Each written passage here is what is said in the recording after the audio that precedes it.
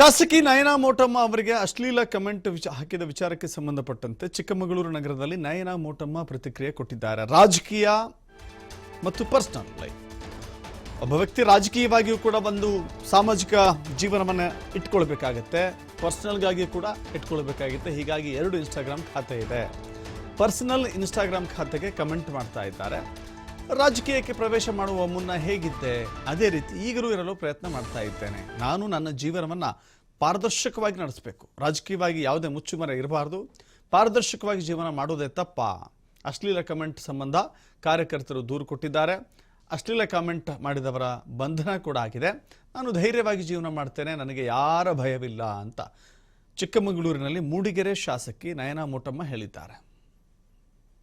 ಸಾರ್ವಜನಿಕರಿಗೆ ನಾವು ಪಾರದರ್ಶಕವಾಗಿ ವೈಯಕ್ತಿಕ ಖಾತೆಯಲ್ಲಿ ನಾನು ಏನಾದರೂ ಪೋಸ್ಟ್ ಮಾಡಿದ ತಕ್ಷಣನೇ ನಾನು ನೋಡ್ತೀನಿ ನಂದು ಪೊಲಿಟಿಕಲ್ ಖಾತೆಯಲ್ಲಿ ಯಾರ್ದು ಏನೋ ಆ ಥರ ಕಾಮೆಂಟ್ಸ್ ಇಲ್ಲ, ರೋಡ್ ಬಗ್ಗೆ, ಗುಂಡಿ ಮುಚ್ಚೋದ್ರ ಬಗ್ಗೆ, ಅಥವಾ ಈ ಕೆಲಸ ಆಗಿಲ್ಲ ಆ ಕೆಲಸ ಆಗಿಲ್ಲ ಅಂತ. ಬಟ್ ವೈಯಕ್ತಿಕ ಪೋಸ್ಟಲ್ಲಿ ಏನಾದರೂ ನಾನು ಬೇರೆ ಡ್ರೆಸ್ಸು ಹಾಕಿದ ತಕ್ಷಣನೇ ಅದರಲ್ಲಿ ಇನ್ಸ್ಟಾಗ್ರಾಮ್ MLA ಗುಂಡಿ ಮುಚ್ಚಿಲ್ಲ ಅದು ಇದು ಅಂತ ತುಂಬ ಅಂದರೆ ಪರ್ಸ್ನಲ್ ಆಗಿ ಟಾರ್ಗೆಟ್ ಮಾಡ್ತಾರೆ. ನಾನು ಕೇಳೋದು ಇದು ಎಷ್ಟು ಮಟ್ಟಕ್ಕೆ ಸರಿ ಅಂತ. ಅಂದರೆ ಮಹಿಳಾ ರಾಜಕಾರಣಿಗಳಿಗೆ ಇದು ನಾವು ಇರೋದೇ 11 ಜನ ಮಹಿಳಾ ಶಾಸಕಿಯರು.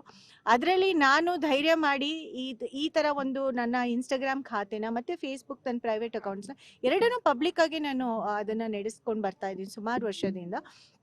ಅದು ಎಷ್ಟು ಮಟ್ಟಕ್ಕೆ ತಪ್ಪು? ಅಥವಾ ಹಾಗಾದರೆ ಸಾರ್ವಜನಿಕರಿಗೆ ನಾವು ಪಾರದರ್ಶಕವಾಗಿ ಜೀವನ ಮಾಡೋದು ಇಷ್ಟ ಇಲ್ವಾ? ನಾವು ಅದನ್ನು ಮುಚ್ಚುಮರೆ ಮಾಡಬೇಕಾ? ನಾವು ಅದಕ್ಕೆ ರಾಜಕಾರಣಿಗಳು ಎಲ್ಲದೂ ಮುಚ್ಚುಮರೆ ಮಾಡ್ತಾರೆ, ಅವ್ರ ವೈಯಕ್ತಿಕ ಜೀವನನ ಮುಚ್ಚುಮರೆ ಮಾಡ್ತಾರೆ. ನೀವು ಈ ಪೀಳಿಗೆ ಅವರಾಗಿ ಸ್ಪೆಷಲಿ ನಾನು ಈ ಯುವ ಪೀಳಿಗೆಗೆ ನಾನು ಕೇಳೋ ಪ್ರಶ್ನೆ, ನಿಮ್ಮ ಪೊಲಿಟಿಷಿಯನ್ಸ್ ಯಾವ ರೀತಿ ಇರಬೇಕು ಅಂತ ನೀವು ನಿರ್ಧಾರ ಮಾಡಬೇಕು ಅಂತ ನಾನು ಅನ್ಕೊಳ್ತೀನಿ. ಎಲ್ಲರೂ ಒಂದು ಚೌಕಟ್ಟಲ್ಲಿ ಹಾಕಿದ್ರೆ ಹೇಗೆ? ಹಾಗಾದರೆ ಯಾರಿಗೂ ಅವ್ರದ್ದೊಂಥ ಪರ್ಸ್ನಲ್ ಲೈಫ್ ಇಲ್ವಾ? ಯಾರೂ ಒಂದು ಕಡೆ ಹೋಗಿ ಒಂದು ಸಂಭ್ರಮಾಚರಣೆ ಮಾಡಬಾರ್ದಾ? ಅಥವಾ ಯಾವುದೇ ಒಂದು ಟ್ರಿಪ್ಪಿಗೆ ಹೋಗೋದಿಲ್ವಾ? ಈಗ ನೀವೆಲ್ಲರೂ ಹೋಗೋದಿಲ್ವಾ ನಿಮ್ಮ ಫ್ರೆಂಡ್ಸ್ ಜೊತೆ? ಇಲ್ಲಿ ಟ್ರಿಪ್ಪಿಗೆ ಹೋಗೋದಿಲ್ವಾ? ಅಥವಾ ಈಗ ನೀವು ನಿಮ್ಮ ಹೆಂಡತಿಯರಿಲ್ಲ, ಎಲ್ಲರೂ ಗಂಡಸರೇ ಇದ್ದೀರಾ, ಹೆಂಡತಿಯ ಜೊತೆ ಫೋಟೋ ಹಾಕೊಳ್ಳೋದಿಲ್ವಾ? ಅಥವಾ ನಿಮ್ಮ ಫ್ರೆಂಡ್ಸ್ ಜೊತೆ ಹಾಕೊಳ್ಳೋದಿಲ್ವಾ? ನಿಮ್ಮ ಮಕ್ಕಳ ಜೊತೆ ಹಾಕೊಳ್ಳೋದಿಲ್ವಾ? ವೈಯಕ್ತಿಕ ಖಾತೆಯಲ್ಲಿ ನಾನು ಏನಾದರೂ ಪೋಸ್ಟ್ ಮಾಡಿದ ತಕ್ಷಣನೇ ನಾನು ನೋಡ್ತೀನಿ ನಂದು ಪೊಲಿಟಿಕಲ್ ಖಾತೆಯಲ್ಲಿ ಯಾರ್ದು ಏನೋ ಆ ಥರ ಕಾಮೆಂಟ್ಸ್ ಇಲ್ಲ, ರೋಡ್ ಬಗ್ಗೆ, ಗುಂಡಿ ಮುಚ್ಚೋದ್ರ ಬಗ್ಗೆ, ಅಥವಾ ಈ ಕೆಲಸ ಆಗಿಲ್ಲ ಆ ಕೆಲಸ ಆಗಿಲ್ಲ ಅಂತ. ಬಟ್ ವೈಯಕ್ತಿಕ ಪೋಸ್ಟಲ್ಲಿ ಏನಾದರೂ ನಾನು ಬೇರೆ ಡ್ರೆಸ್ಸು ಹಾಕಿದ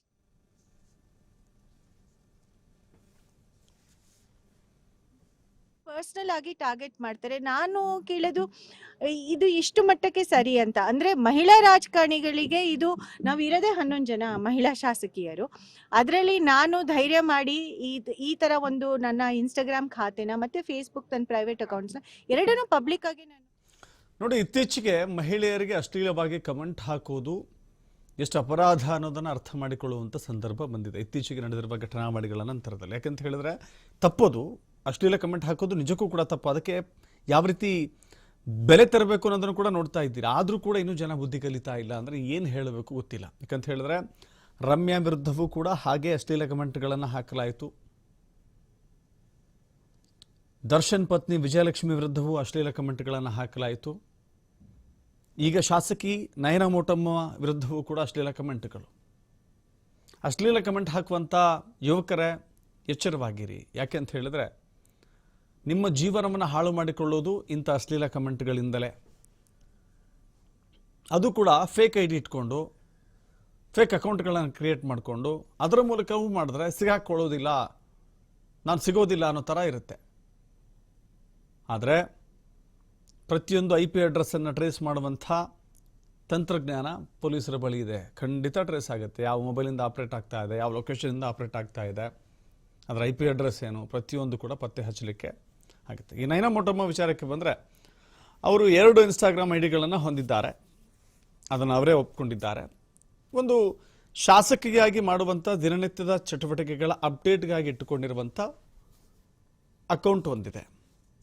ತಮ್ಮ ವೈಯಕ್ತಿಕ ಜೀವನದ ಕಾರಣಕ್ಕಾಗಿ ತಮ್ಮ ವೈಯಕ್ತಿಕ ಖುಷಿಗಳನ್ನು, ವೈಯಕ್ತಿಕ ವಿಚಾರಗಳನ್ನು, ವೈಯಕ್ತಿಕ ತಮ್ಮ ಕುಟುಂಬದ ಫೋಟೋಗಳನ್ನು ಹಾಕಿಕೊಳ್ಳಲಿಕ್ಕೆ ಅಂತ ಒಂದು ವೈಯಕ್ತಿಕ ಅಕೌಂಟನ್ನು ಕೂಡ ಇಟ್ಕೊಂಡಿದ್ದಾರೆ.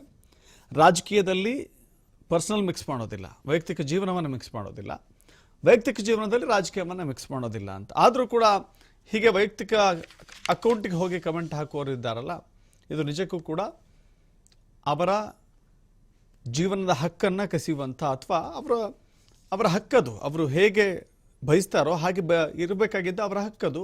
ಆ ಹಕ್ಕನ್ನು ಕೂಡ ಪ್ರಶ್ನೆ ಮಾಡುವಂಥ ಜನಗಳಿದ್ದಾರಲ್ಲ, ಅಂಥವರಿಗೆ ಬುದ್ಧಿ ಕಲಿಸುವಂಥ ಕೆಲಸವನ್ನು ಇವತ್ತು ಮಾಡಿದ್ದಾರೆ.